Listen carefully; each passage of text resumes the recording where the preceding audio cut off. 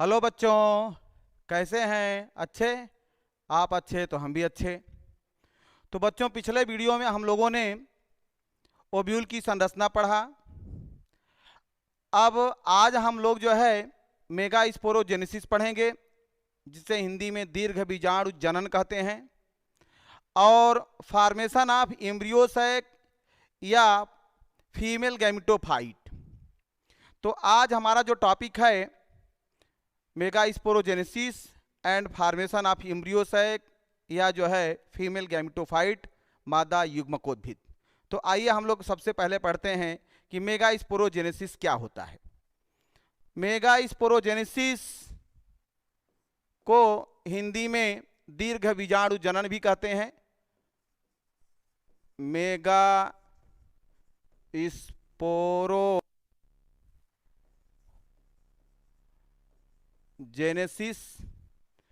Mega sporogenesis को हिंदी में कहते हैं दीर्घ बीजाणु जनन। दीर्घ बीजाणु जनन।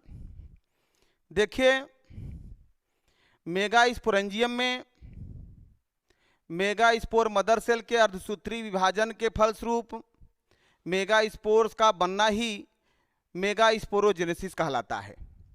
हमने ओव्यूल की संरचना बनाया था, उसमें समझाया था। ये मान लीजिए ओव्यूल है,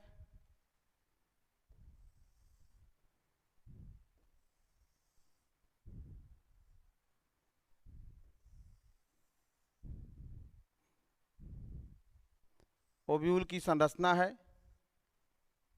ओव्यूल ही after fertilisation converted into seed, seed में कन्वर्ट हो जाता है।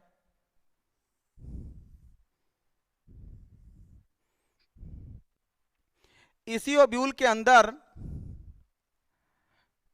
का जो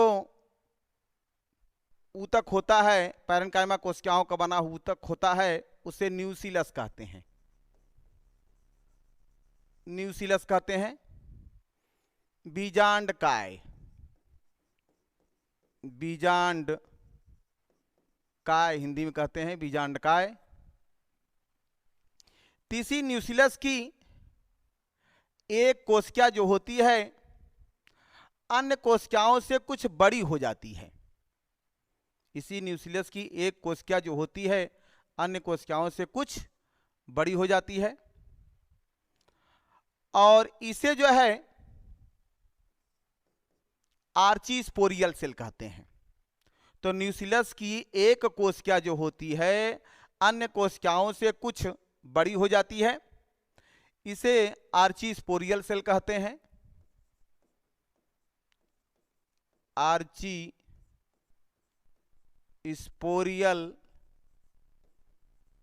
आर्चीस्पोरियल सेल कहते हैं। हिंदी में कहते हैं प्रप्रसू कोशिका। यही आर्चीस्पोरियल सेल विभाजित होकर के दो कोशिका बनाती है। यही आर्चीस्पोरियल सेल विभाजित होकर के दो कोशिका बनाती है। दो कोशिका बनाती है, मान लीजिए दो कोशिका बनाई।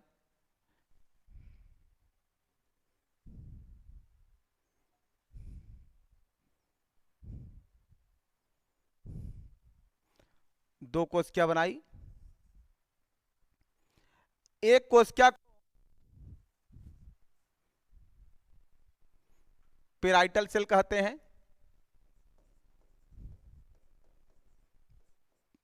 पेराइटल सेल कहते हैं। दूसरी कोशिका को स्पोरोजीनस सेल कहते हैं।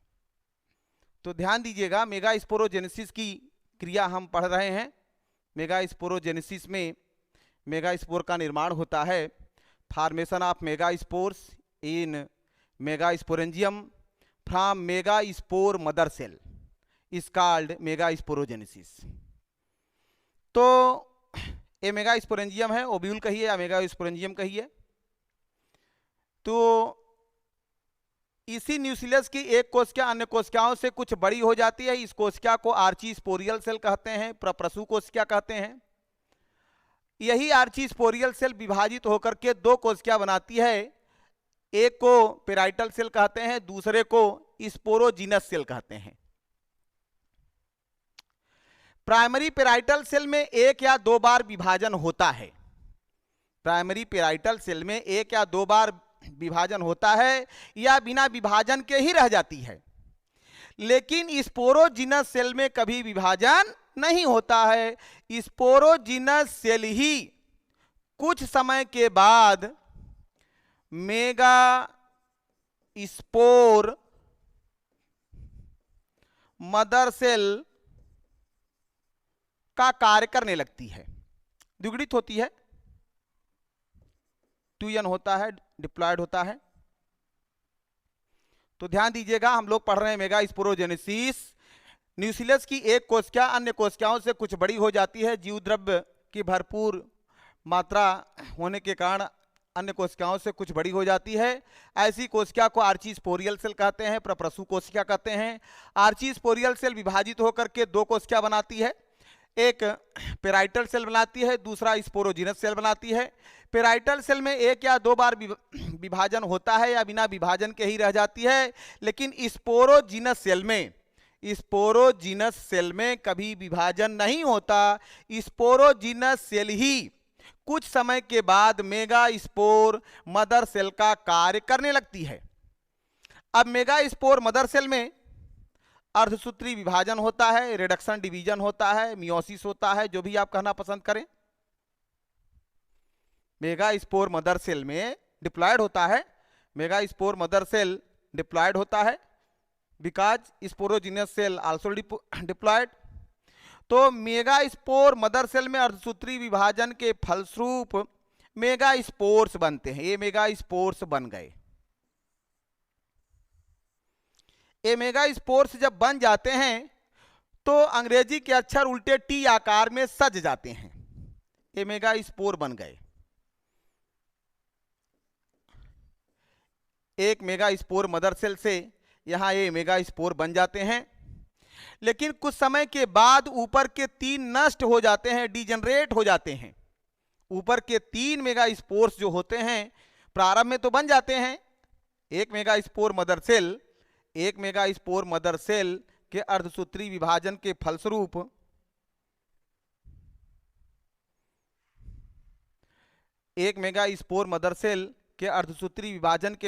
प्रारंभ में 4 मेगा स्पोर तो बनते हैं। लेकिन कुछ समय के बाद ऊपर के तीन नष्ट हो जाते हैं। नीचे का एक शेष जो बचा रह जाता है उसी को फंक्शनल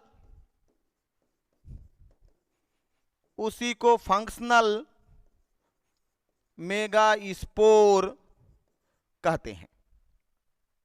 उसी को फंक्शनल मेगा स्पोर्स या क्रियात्मक दीर्घ बीजाणु कहते हैं। हिंदी नाम क्रियात्मक दीर्घ बीजाणु कहते हैं। तो इस प्रकार फंक्शनल मेगा स्पोर्स का निर्माण हो जाता है। इसी मेगा स्पोर्स के निर्माण की क्रिया को ही मेगा स्पोरोजेनेसिस कहते हैं। तो मेगा स्पोरोजेनेसिस की परिभाषा हम आपको बताते हैं। Formation of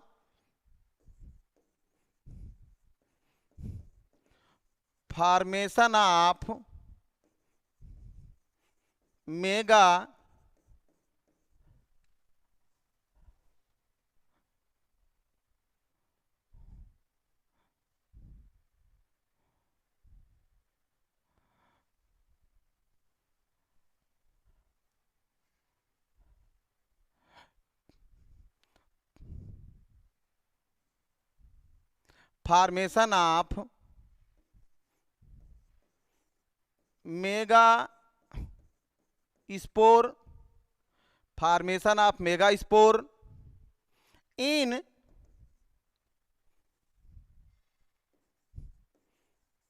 mega sporangium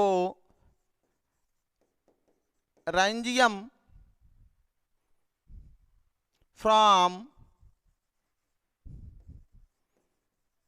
mega spore mother cell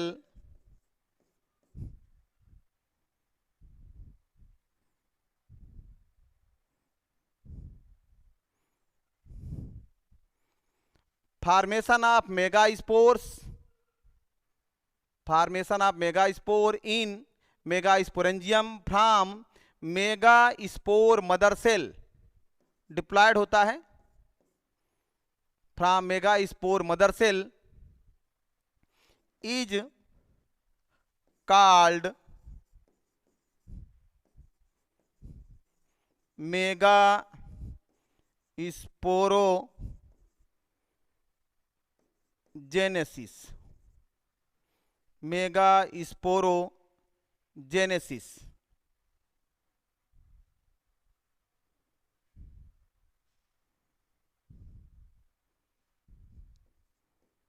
genesis. तो formation of megaspore in megasporangium, megasporangium को ओव्यूल भी कहते हैं, पहले हमने ओव्यूल की संरचना में बताया भी था। मेगास्पोरेंजियम को या ओव्यूल को हाउस ऑफ एग भी कहते हैं। तो formation of megaspore in megasporangium from megaspore mother cell is called megasporogenesis. तो ये तो रहा मेगास्पोरोजेनेसिस की परिभाषा, और कैसे मेगास्पोर्स बनता है इसकी चर्चा हमने किया।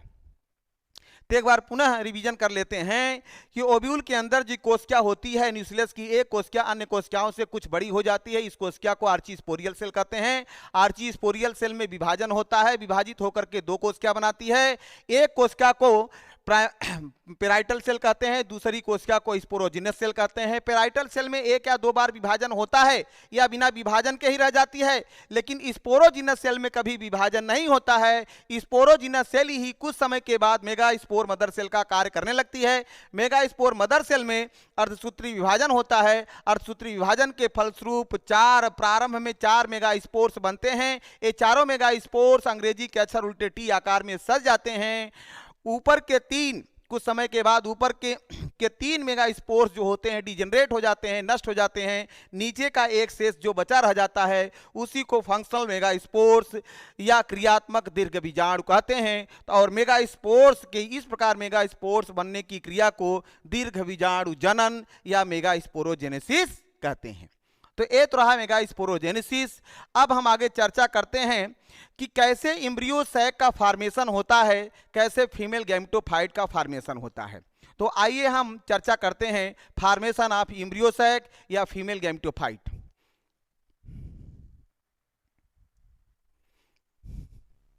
अगला जो है आपका फॉर्मेशन ऑफ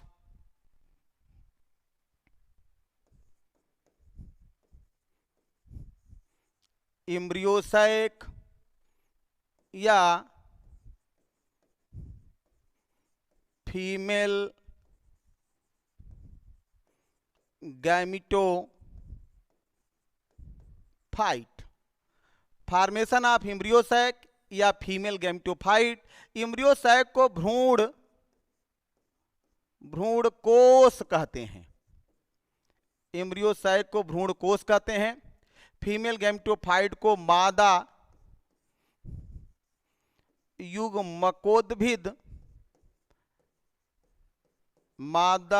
युग्मकोद्भिद, हिंदी नाम थोड़ा सा बायोलॉजी में कठिन रहता है, लेकिन हम आपको बोल दे रहे हैं, आप नोट करते चलिएगा। तो कैसे embryo sac or female gametophyte का निर्माण होता है। फीमेल गैमेटोफाइट क्या है, हमने ओव्यूल की संरचना में बताया था कि ओव्यूल के अंदर, बीजांड के अंदर एक थैलीनुमा संरचना होती है। ये थैलीनुमा संरचना है, ये है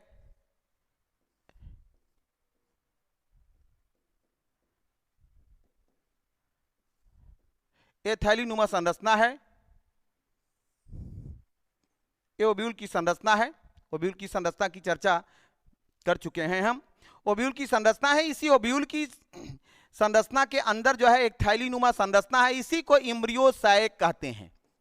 इसी को embryo sac or female gametophyte या फीमेल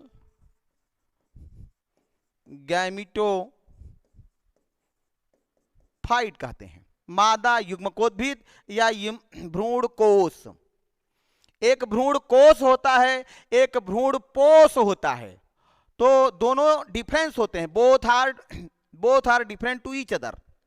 भ्रूण कोष और भ्रूण पोष दोनों में अंतर है। आगे हम चर्चा करेंगे भ्रूण कोष क्या है। हम भ्रूण कोष की चर्चा कर रहे हैं। ये इम्ब्रियोसैक है। यही इम्ब्रियोसैक हमने बताया था, ऊपर 3 एंटीपोडल सेल हैं, यहाँ नीचे एक सेल है, पॉर्स में जो है सिनर्जिड सेल है। एक सेल और सिनर्जिड सेल मिल करके एक एपरेटस बनाते हैं, बीच में सेकेंडरी न्यूक्लियस है, ये एंटीपोडल सेल है। हाँ, तो इन पूरी संरचना, ये इम्ब्रियोसैक में जो 7 सेल हैं या 8 केंद्रक हैं, इनका निर्माण कैसे होता है, इनका फॉर्मेशन कैसे होता है, आज हम उसी पर डिस्कस करते हैं, उसी पर हम जो है अध्ययन करते हैं, उसी पर हम बातचीत करते हैं। तो हम भ्रूण कोष या मादा युग्मकोद्भिद का फॉर्मेशन कैसे होता है उसी की चर्चा करने चल रहे हैं। ध्यान दीजिएगा, फंक्शनल मेगास्पोर्स बन गया। अभी बताया हमने कि फंक्शनल मेगास्पोर्स कैसे बना। फंक्शनल मेगास्पोर्स जब बन जाता है तो वह जो है आकार में बढ़ता है। फंक्शनल मेगास्पोर्स हैप्लॉइड है। ध्यान दीजिएगा, पिछले वीडियो में हमने चर्चा किया था कि माइक्रोस्पोरोजेनेसिस में एक माइक्रोस्पोर मदर सेल के अर्धसूत्री विभाजन के फलस्वरूप 4 माइक्रोस्पोर्स या 4 पॉलन ग्रेन बनते हैं। लेकिन मेगास्पोरोजेनेसिस में एक मेगास्पोर मदर सेल के अर्धसूत्री विभाजन के फलस्वरूप केवल 1 मेगास्पोर्स बनता है। ये बड़ी इंपॉर्टेंट बात है। मेगास्पोर मदर सेल, एक मेगास्पोर मदर सेल के अर्धसूत्री विभाजन के फलस्वरूप 1 मेगास्पोर्स बनता है, लेकिन एक माइक्रोस्पोर मदर सेल के अर्धसूत्री विभाजन के फलस्वरूप 4 माइक्रोस्पोर्स या 4 पॉलन ग्रेन बनते हैं। ये इंपॉर्टेंट है, ध्यान रखिएगा इस पर। अब यहां हमने बताया कि फंक्शनल मेगास्पोर्स जो होता है वो आकार में बढ़ता है, आकार में उभरता है और बीजांडकाय न्यूक्लियस के अधिकांश भाग को घेर लेता है। ये मान लीजिए फंक्शनल मेगास्पोर्स है, हैप्लॉइड है, गुणसूत्रों की संख्या n है। ये फंक्शनल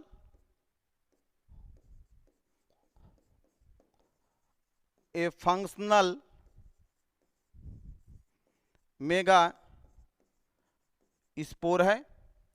फंक्शनल मेगास्पोर हैप्लॉइड है, क्यों? क्योंकि रिडक्शन डिवीजन के फलस्वरूप इसका फॉर्मेशन हुआ है।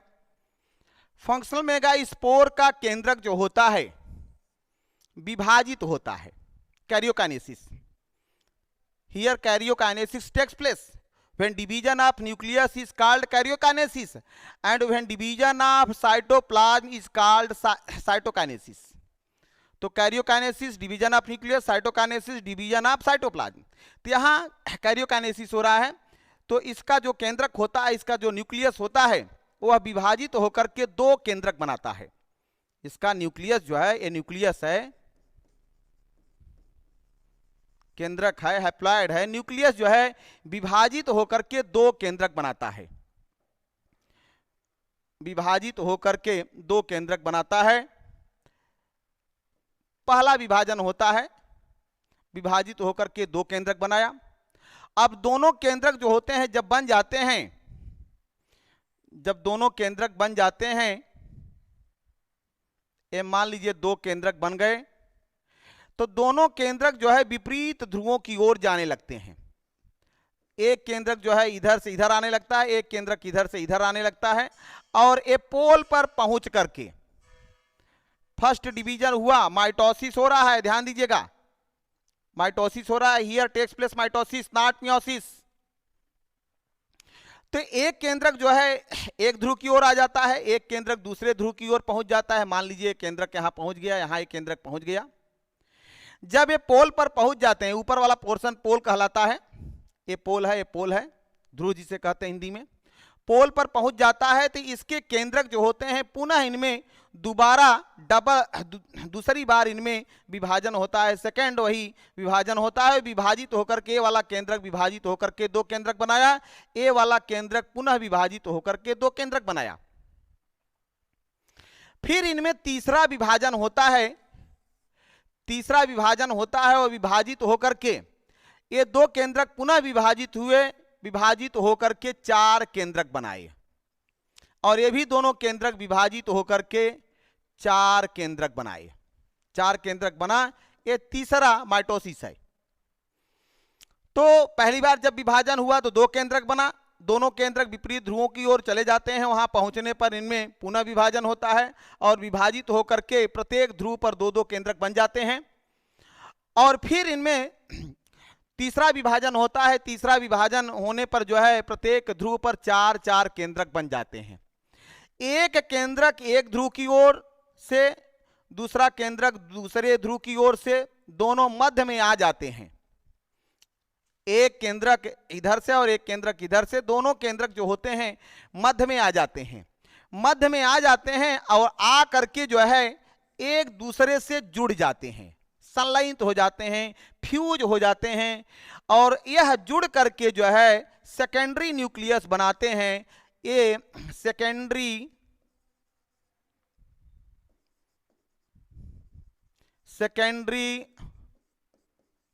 न्यूक्लियस बनाते हैं। यही सेकेंडरी न्यूक्लियस बनाते हैं। ध्यान दीजिएगा, यही secondary nucleus after fertilisation converted into primary endosperm.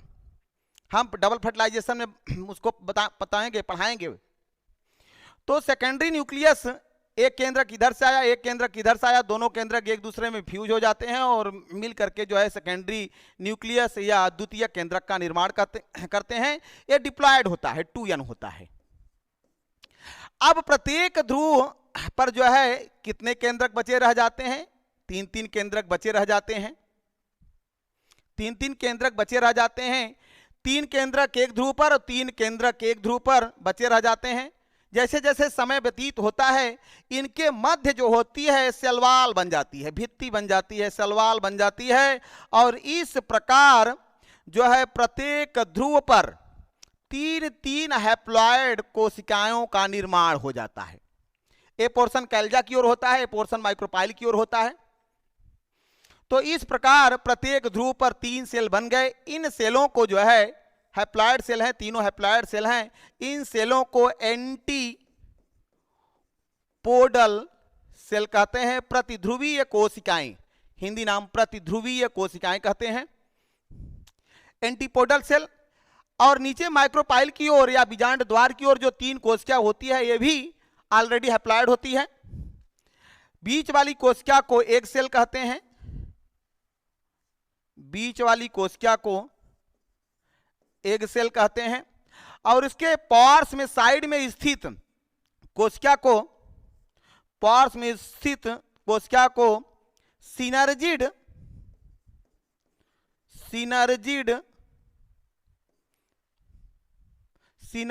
Cell कहते हैं या हेल्पिंग सेल कहते हैं। ये भी सिनर्जिड सेल है, सिनर्जिड सेल कहते हैं। सिनर्जिड सेल या helping cell, synergid cell also known as helping cell, helping cell. इसका बड़ा महत्व है। इसी सिनर्जिड सेल से जो पॉलन ट्यूब होगी वह एम्ब्रियो सैक में एंट्री करेगी। ध्यान रखिएगा, हर कोशिकाओं का अपना अपना विशेष महत्व है। सिनर्जिड सेल से ही पॉलन ट्यूब जो है, आगे हम डबल फर्टिलाइजेशन में इसकी विस्तृत व्याख्या करेंगे, डिटेल में उसको समझाएंगे। तो इसी सिनर्जिड सेल या हेल्पिंग सेल से पॉलन ट्यूब जो है एम्ब्रियो सैक में एंट्री करेगी। तो इस प्रकार जो है ये 7 कोशिकाओं वाला संरचना बन गया। ऊपर 3 जो है हैप्लॉयड एंटीपोडल सेल, बीच में सेकेंडरी न्यूक्लियस, और नीचे माइक्रोपाइल की ओर भी बीच में एक सेल, ये भी हैप्लॉयड है। सिनर्जिड सेल ये भी हैप्लॉयड है और ये भी हैप्लॉयड है। इस प्रकार जो है ये एम्ब्रियो सैक का फॉर्मेशन हो गया। अब यह एम्ब्रियो सैक एक मैच्योर एम्ब्रियो सैक है। इसी को फीमेल गैमेटोफाइट कहते हैं, मादा युग्मकोद्भिद कहते हैं। तो एक चीज यहां ध्यान रखिएगा, बड़ी इंपॉर्टेंट बात है कि जो मैच्योर एम्ब्रियो सैक बना उसमें 7 कोशिकाएं होती हैं और 8 केंद्रक होते हैं। लेकिन जो एम्ब्रियो सैक है या फीमेल गैमेटोफाइट है, उसकी प्रथम कोशिका कौन है? फंक्शनल मेगास्पोर्स या क्रियात्मक दीर्घ बीजाणु है। यानी क्रियात्मक दीर्घ बीजाणु जो होता है, फंक्शनल मेगास्पोर्स जो होता है, वह embryo sac or female gametophyte की प्रथम कोशिका होती है। तो इस प्रकार ये embryo sac or female gametophyte का निर्माण हो जाता है। ते रही संरचना, इसको आप जो है चित्र इसका बना लीजिएगा। इसे यहाँ formation of embryo sac from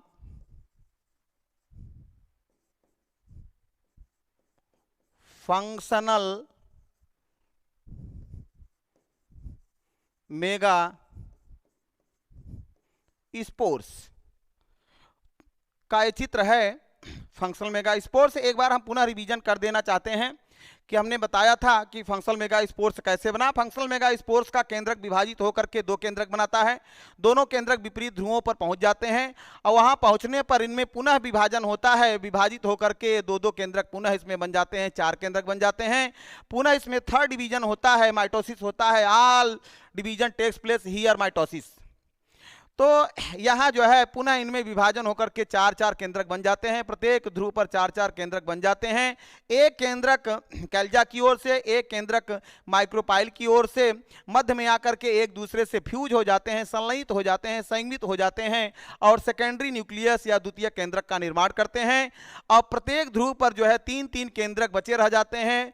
अब इन केंद्रकों के मध्य भित्ति बन जाती है, जिससे ये सेल में कन्वर्ट हो जाते हैं। जो कैल्जा की ओर सेल होता है एंटीपोडल सेल या प्रतिध्रुवीय कोशिकाएं कहते हैं, ये हैप्लॉयड होते हैं।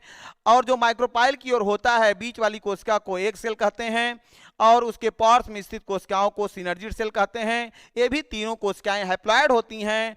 और सिनर्जिड सेल, ध्यान दीजिएगा,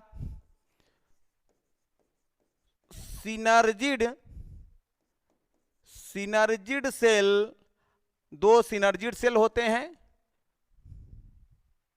सिनर्जिड सेल और एग सेल।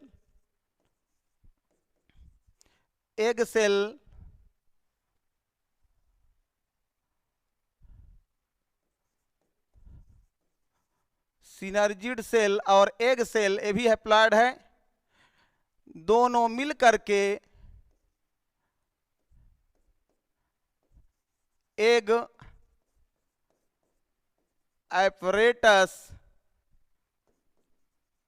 एपरेटस या अंड उपकरण का निर्माण करते हैं। तो ये तो रहा formation of embryo sac or female gametophyte की संरचना और इसका पूरा स्ट्रक्चर। इसको आप बना लीजिएगा चित्र। अब हम अगले वीडियो में जो है आपको पढ़ाएंगे पॉलिनेशन और डबल फर्टिलाइजेशन। Thank you. आज के लिए बस इतना ही।